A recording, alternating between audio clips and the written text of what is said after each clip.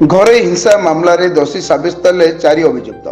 बाहेबार स्वप्न देखाई प्रेम संपर्क आरंभ करी बारंबार शारीरिक संपर्क रखी गर्भवती करी प्रतारणा करने सह ग्रामवासी चापरे स्त्री भाव ग्रहण करने पर उक्त स्त्री को अत्याचार करने भली एक जटिल मामला गत वर्ष अक्टोबर मासरे आर उदयगिरी थाना अधीन में पंजीकृत होता। जो मामलार शुणाणी करी गजपति जिला आर उदयगिरी सीनियर सिविल जज तथा जेएमएफसी सौदामिनी विश्वाल भारतीय पिंगल कोर्ट द्वारा 498 क 34 संघबद्ध भाव गृहिणी को अत्याचार करने अपराध रे गंगापुर ग्रामर स्वामी प्रशांत नायक, सासू सुलोचना नायक,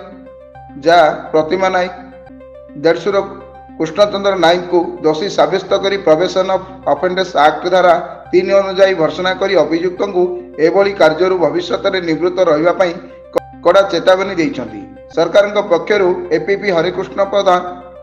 यही मामलार सफल परिचालना करिथिबार खबर भारप्राप्त cadre public prosecutor Rajesh Kumar Mishra सूचना देइछंती। सूचना योग्य आर उदयगिरी थाना अंतर्गत गंगापुर ग्रामर एतला कारिणी लीला पाइकं को सेही ग्रामर प्रशांत नायक प्रेम निवेदन करी आसुथिले परे बाहा हेबार आशा देखाई शारीरिक संपर्क रखी तांको गर्भवती करने सत्वे स्त्री भाव ग्रहण करने निमंते अराजी होइथिले, किंतु गाँ कमिटी हस्तक्षेप पर अभियुक्त लीला पाइकं को निज स्त्री भाव ग्रहण करी रखिथिले। लीला पाइक गर्भवती थिबा समय प्रशांत तथा अन्य अभियुक्त माने तांको अत्याचार करुथिले। परे से एक पुत्र संतानर जननी होइथिले, किंतु तापरे भी अभियुक्त माने एतला कारिणी को अत्याचार करथिले,